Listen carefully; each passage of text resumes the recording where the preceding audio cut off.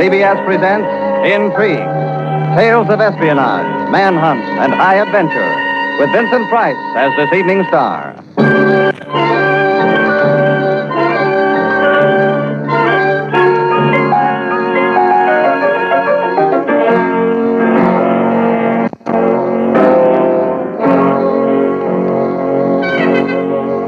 This is the exciting and sinister story of a little group of British undercover agents fighting against desperate counter-espionage, hazarding their lives against the unseen and unknown forces of enemy operatives in the heart of blacked-out London, when the fate of the world hung on the outcome of a game played by a handful of ruthless men and women.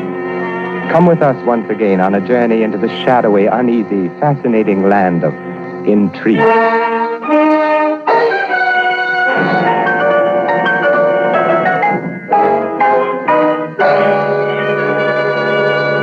With Vincent Price, star of Dragonwyck, in the role of Michael Kells, the Columbia Broadcasting System presents Sinister Errand, this evening's story of Intrigue.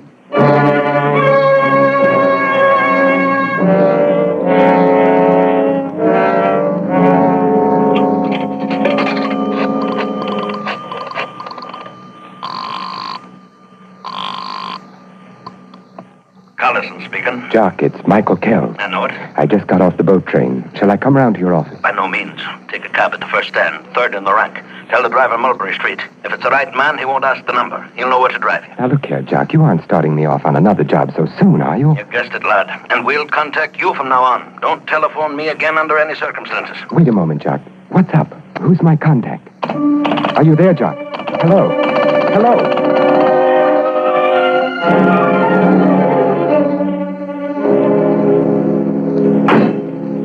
Where to, sir? Mulberry Street.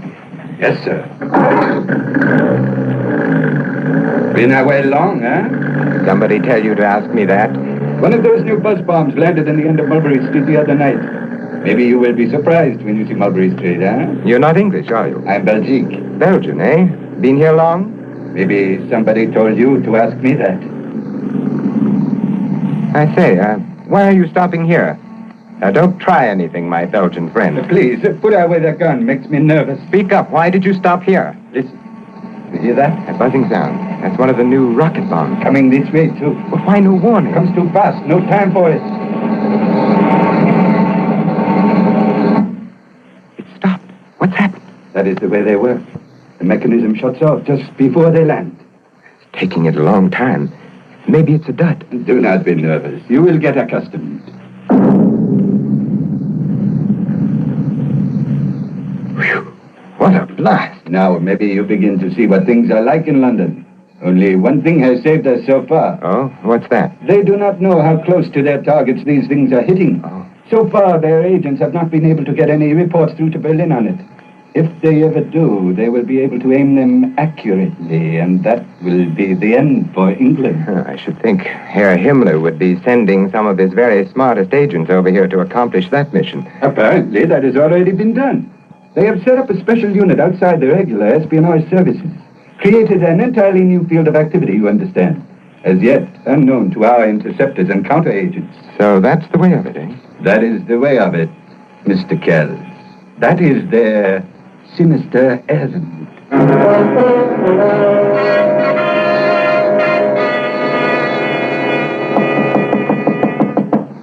Who is it? The waiter, sir. Your coffee, sir. Oh, thank you. Put it down there anywhere. Yes, sir. Unpack your bag, sir. Later on, if you like. You came in so late and just after the buzz bomb hit. With all the excitement, I'm afraid we've rather neglected you. Know where it hit? If I did, I wouldn't say, sir. Good for you. I brought you the breakfast menu, sir. Have a look, sir. This item, for instance, chef recommends it. Oh, yes. Well, sir? Tell your chef I'll try that item.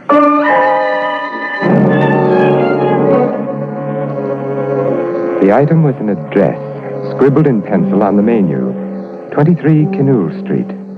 It had the look of a shabby lodging house. I went in and climbed the first flight of stairs. At the top of it, the door of a room was standing open, and something inside caught my eye. It was a necktie hanging over the mirror post of an ugly, fumed oak dresser. The tie was a nice, heavy Spitalfield silk in gray and black. The sort of thing Sammy Carew always used to wear. That was my contact then, Sammy Carew, one of the best agents in British intelligence. I tiptoed into the doorway, hoping to give him the start, and then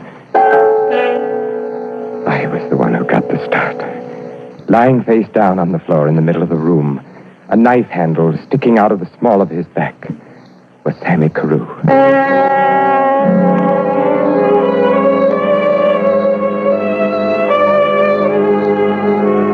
I took a quick look around the room. Sammy's clothes were scattered about in utter confusion, pockets cut, linings ripped out. The mattress on the bed had been ripped open and disemboweled. A few feathers from the pillows still floated in the air. Then I noticed a peculiar thing. A trail of blood led from the bed to the place where Sammy had fallen. And a few inches from his outstretched hand, there was a bowl, heaped high with feathers. I picked it up and examined it. Nothing there, just a heap of feathers. Suddenly, I heard a step behind me and wheeled around.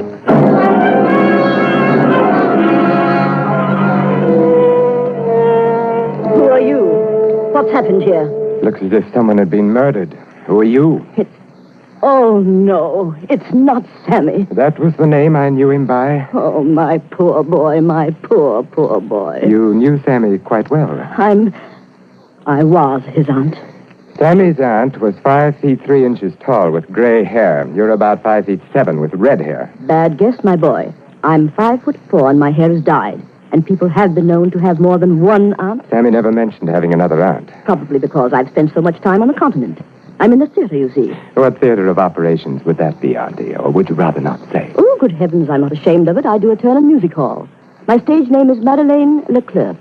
Which reminds me, I shall have to be getting along to the theater now. In spite of this tragic affair, the show must go on, you know. I'll tag along if you don't mind, Auntie. I'd like to see your act. Oh, but this terrible thing here. Won't the police have to be called? Auntie, I'm no more anxious to answer questions for the police than you are.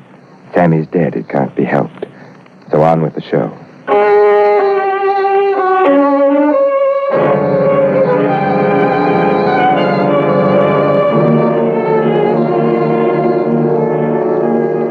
One thing she told me wasn't a lie. She was really a performer in a music hall. I dropped her at the stage entrance and dismissed the cab. One of the posters on the front of the theater had a portrait of Auntie on it, surrounded by pigeons. Madame de Klerk and her educated doves. She shared top billing with the great Ravallo, the man with 100 voices. The matinee was sold out completely, an escape for a war-wearied London. I started walking up the street toward the corner, taking my time, and then I saw something that made me walk faster. It was the sign that hung over the entrance to the corner pub.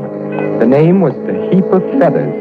When Sammy arranged that heap of feathers in the bowl before he died, he must have meant to steer me to this place. I walked into the saloon bar of The Heap of Feathers and looked around. What'll it be, sir? Whiskey or bitters? Whiskey, if you please. Yes, sir. Neat, sir? Thank you. Tell me, have you seen a chap in here lately, Sammy Carew? Carew? Oh, I've seen him today, sir. Well, thank you anyway. Excuse me. I might be able to help you, sir. I am the great Ravello. Oh, yes, I know. I recognized you from the poster in front of the theater. You know Sammy? Only casually. He's the nephew of the woman who does the turn just after mine. Did you talk to her this afternoon? No, I did an impersonation of her doves, and she didn't like it. Oh, you do bird calls as well as ventriloquism. Not ventriloquism, my dear fellow. Impersonations. There isn't a man who figures in the news today whom I cannot imitate in voice. Well, that's very interesting. But look here. You said you might be able to help me about Sammy Carew. Oh, yes. He was in here last evening. He left with Janine. Janine? Who's Janine? Who's your nanny? It's plain to see you don't know this neighborhood very well. Do you know where she lives? Verity Street, number 16.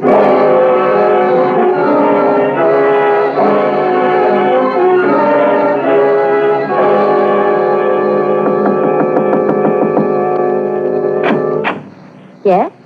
Miss Janine? I'm Janine. I'm a friend of Sammy Carew's. Oh, you better come in. What about Sammy? He's been murdered. You must be joking. No, I'm not joking. No. No. There. You must have liked him a lot. I loved him.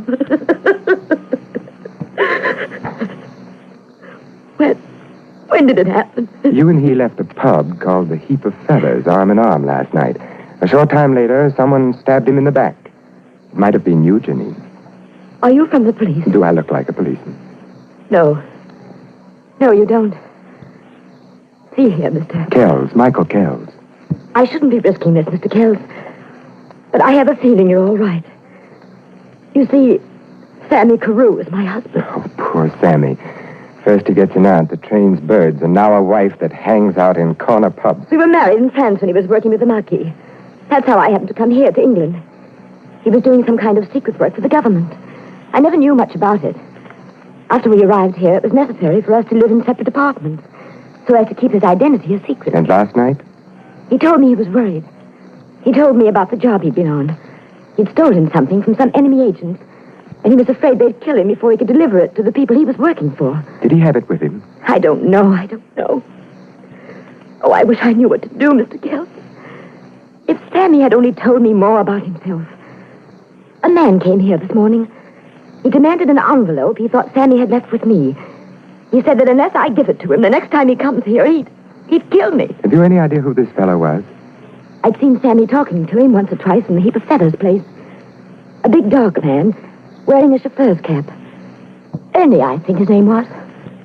I was on my way out to tell Sammy when you came in. I'm so frightened, Mr. Kells. I don't know where to turn. If it's on the level about your being Sammy's widow, I'll look out for you. Well, I have everything here, all the papers. Look at them, Mr. Kells. Does that convince you? I say, what's this?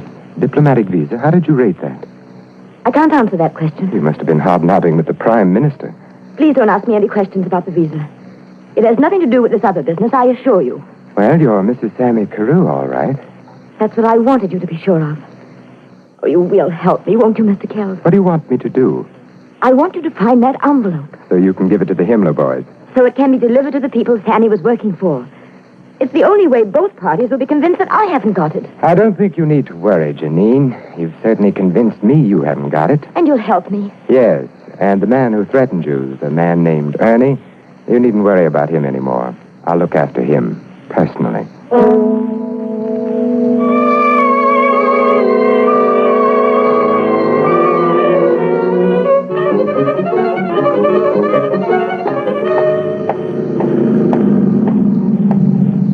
Cap, sir? Oh, it's you again. Who hired you to shadow me, anyway? Any Guelbada is his own boss. Get in, my friend. I will drive you home. She is attractive, this Janine girl, huh? Very. I would like to point out, my friend, that espionage business is nothing but misunderstandings in love affairs. Look here. If you think I've fallen for Janine, Who could blame you? Wasn't that rather crude of you to go around and threaten her? Maybe it was not crude of her to go around to Sammy's place after he was killed and rip the place to pieces looking for the envelope. She did that? She did. With her husband lying dead on the floor with a knife in his back, she goes calmly to work. Then upstairs she goes to Auntie's room, not even stopping for last looks at her poor dead Sammy. You saw all that? Certainly. She is in such a hurry, she does not even stop to throw the blinds. I did not know at the time what had happened to Sammy. I could not see the floor from where I was standing. What happened after she went upstairs to Auntie's apartment? I could not see in those windows at all. Then you came in, and after that, Auntie. Pretty soon you and Auntie leave, and I trail you to the music halls. You've had a busy day, haven't you, Ernie? I do not like this kind of assignment. Too much red tape. There's only one way to make a German talk. The same methods they use. Blow torches, rubber hose, hot spikes under the fingernails. I'd say you're a bloodthirsty chap, aren't you? Personally, I have never stood for any nonsense from accursed Germans, So I've heard. Give me 1 hour with that Janine in a soundproof room, and she will tell the whole plan. Names, everything you need. There's no proof of anything against her. There is only one way to get it. That's not our way in England. You are the boss. Besides, how do I know you're the person you pretend to be? Do me a favor, Michael. Take this Janine to dinner tomorrow night. Choose a place. Later on, I will drop around to your table. Watch her face when you tell her my name is Guelvada. They all turn green at the mention of my name. That swine. If she does not turn at least chartreuse, Then my name is Heinrich Himmler.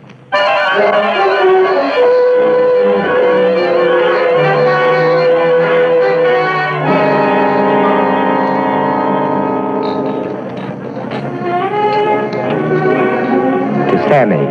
To Sammy. Rest his brave soul. By the way, Janine, you got that chap with the chauffeur's cap all wrong. He's one of our men.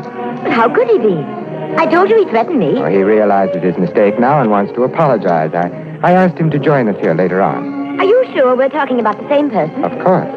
Ernie Guelvada. Oh, dear. Now look what I've done. I spilled that drink all over my skirt. I'll have to go and... Spilled it? The glass was empty. There's no damage at all. What's the matter, Janine? You're trembling. Well, I just happened to remember a telephone call I must I'll make. have the waiter bring a phone over to our table. Waiter? Yes, sir? Bring a telephone. Mademoiselle wants to make a call. Yes, sir. Right away, sir. Michael, old friend, I trust I am not late. Just on time.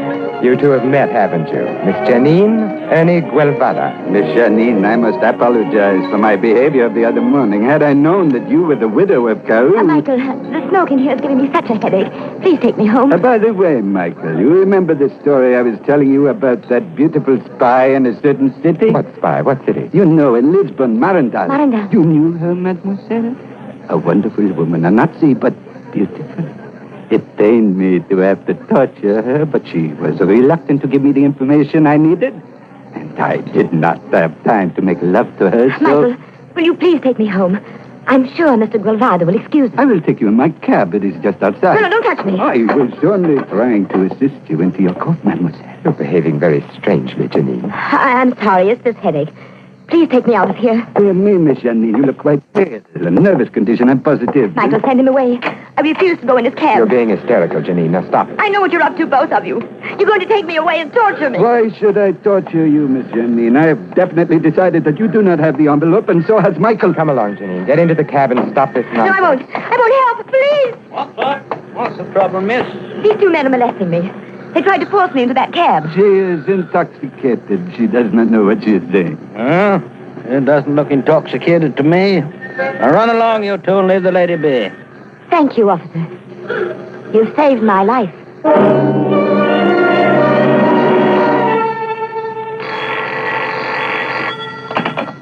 Yes? Michael, this is Collison. Jock, thank heaven you called at last.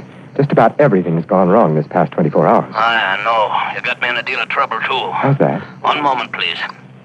Is Downing Street still on the wire? Yes, Major Collison. Put it on to this outside connection. Michael, are you still there? Yes, Jock. I'm going to let you talk to him directly, Michael. Talk to whom directly? You'll recognize his voice. Go ahead, sir. Are you there, Mr. Kells? Yes. Oh, yes, sir. Well, sir, you know I don't at all like to meddle in matters that are none of my affair. But a young friend of mine, a refugee in whom my wife has taken an interest, seems to think you've gotten the wrong idea about her. She's quite hysterical, of course. Lots of talk about torture and all such nonsense. It never happened in England. Well, to be brief, Mr. Kells, I personally will vouch for this girl. I'm positive that you must be quite mistaken in your ideas about her. Yes, sir. Perhaps I was a bit hasty. Oh, be vigilant. Be vigilant, lad. Yes, sir. Thank you, sir. Was that connection all right, Michael? Yes, indeed, Jock. What a connection.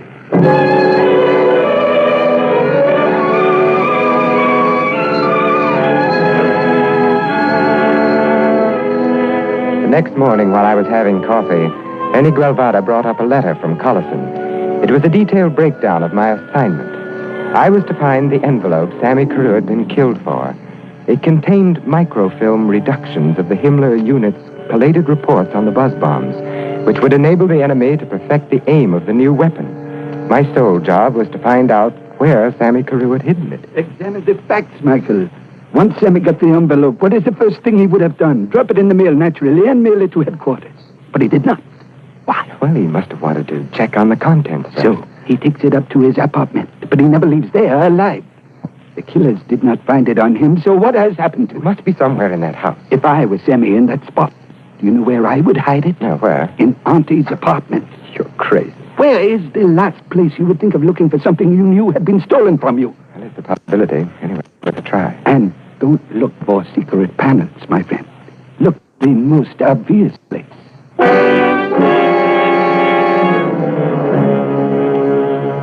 After Aunt Hay had left for the theater that afternoon, I let myself into the Canule Street house and went straight up to her apartment. The first thing that hit my eye was a framed photograph of Auntie herself in a silver frame on the mantelpiece. The face in the picture was grinning at me with that try-and-catch-me expression of hers. I picked it up to turn it to the wall. A hasp on the back of it fell out, and the glass and backing of the frame dropped on the floor. I bent to pick up the pieces, and then I saw it. It was the envelope Sammy was killed for.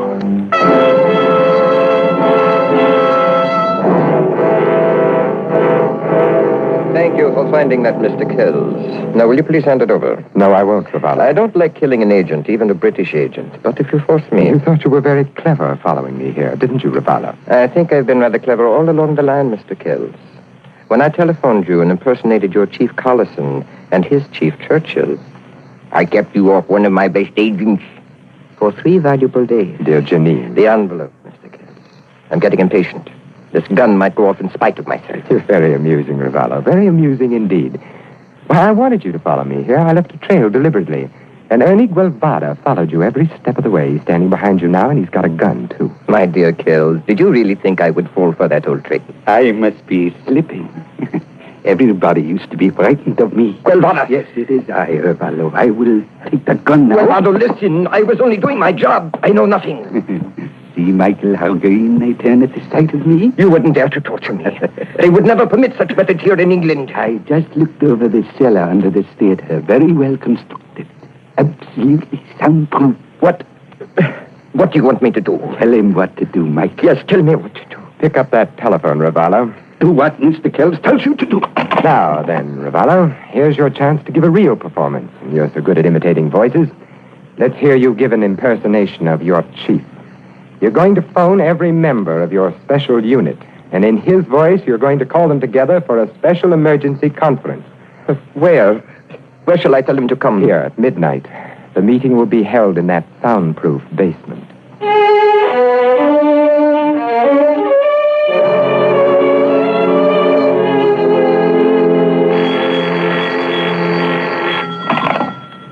Hello? Is that Mr. Hoffman? Speaking. There was quite a large fire in your neighborhood last night. 3 and 7, Operation Zero. It's safe to talk. Listen closely.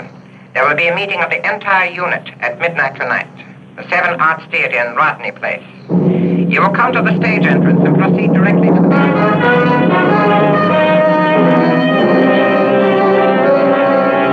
7 Arts Theater in Rodney Place, midnight. I'll be there. Midnight, Rodney Place. I will inform my husband. Rodney Place near Mulberry, midnight. A special directive from the theater? It was the chief's voice, unmistakable. Rodney Place. 7 Arts Theater. Midnight. A brilliant piece of work, Michael. Brilliant! Decoyed them all into the cellar and locked them up there. All except one, Jock. Which one is that? A girl named Janine, a special operative who entered England on a diplomatic visa issued by a neutral power. Well, I shan't worry about one getting away. We got the documents and we've broken the unit. And now I'd best call Scotland Yard and have your prisoners brought in from Rodney Place. Well, that can be done at your leisure. There's only one exit, an iron door, triple bolted on the outside. They couldn't even get out with a blowtorch. Good. We'll let them stew for a while. 1 o'clock. Time for tonight's buzz bomb. What's their target tonight? Your hotel in Mulberry Street. We'll see how close they come to it. There it is now. Right on time.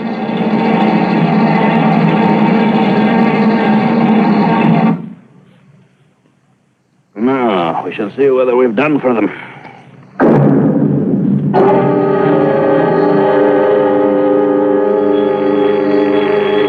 Yes? What did it hit? Excellent. That will be all. Good night. Well, Michael, it's safe for you to go home now. It fell quite a way short of its target. Mind if I ask where it did hit? Oh, Rodney Place. Just an old theater called the 7 Arts.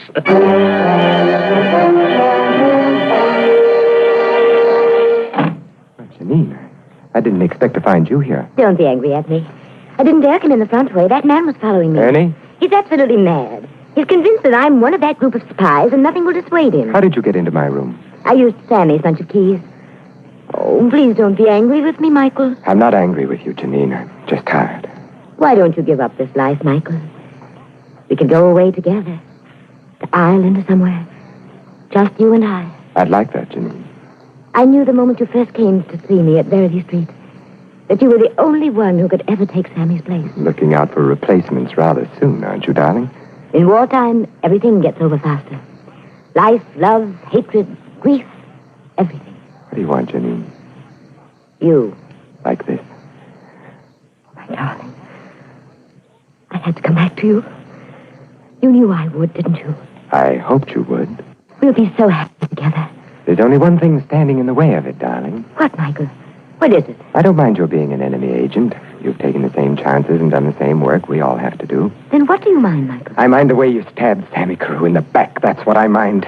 He loved you and trusted you, and you stabbed him in the back. He refused to understand anything. It angered him that I had powerful protection in this country.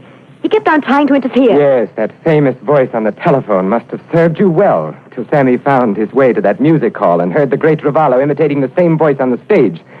I should have known my trick wouldn't work on you, Janine. Having used Signor Ravallo's talents yourself, you weren't taken in by his impersonation of your chief, were you? Ravallo and I used the voice trick on many a job. Do you blame me for not falling into your trap? I told you I only blame you for one thing. You'll forget that in time. You'll come to understand why it had to be. Yes, you're right. I'll forget it in time, Janine. Let's bring to it, Michael. Let's bring to us. All right, darling. The bottle's over there. I have to make a call. Get me Collison. Who are you calling? Jock, it's Michael Kells. I've got the missing member of the unit. She's here in my room now. Better send someone over. No, Jock. Just tired. Good night. Well, I did my best. I didn't think I'd be able to talk you out of it. We'll have that drink now, Janine. We'll drink to Sammy.